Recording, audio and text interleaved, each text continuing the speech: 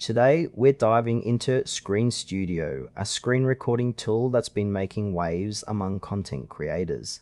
But does it live up to the hype?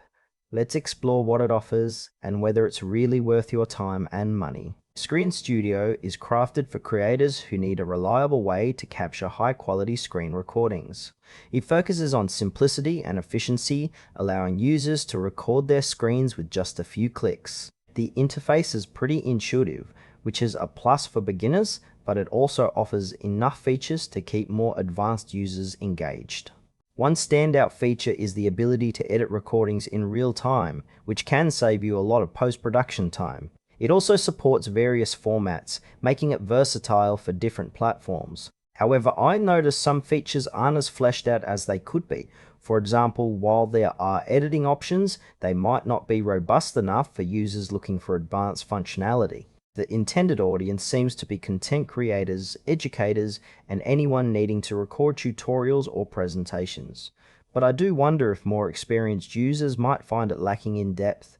Let's talk about the pros and cons. On the positive side, Screen Studio is user-friendly, making it great for newcomers. The real-time editing feature is a nice touch, and the overall recording quality is impressive.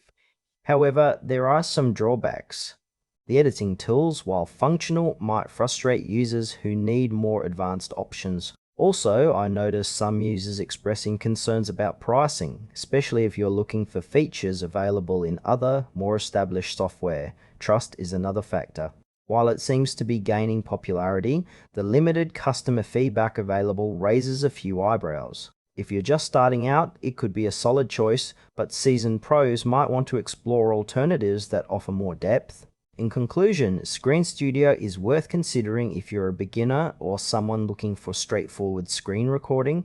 However, if you need more advanced features or have specific editing requirements, you might want to check out other options.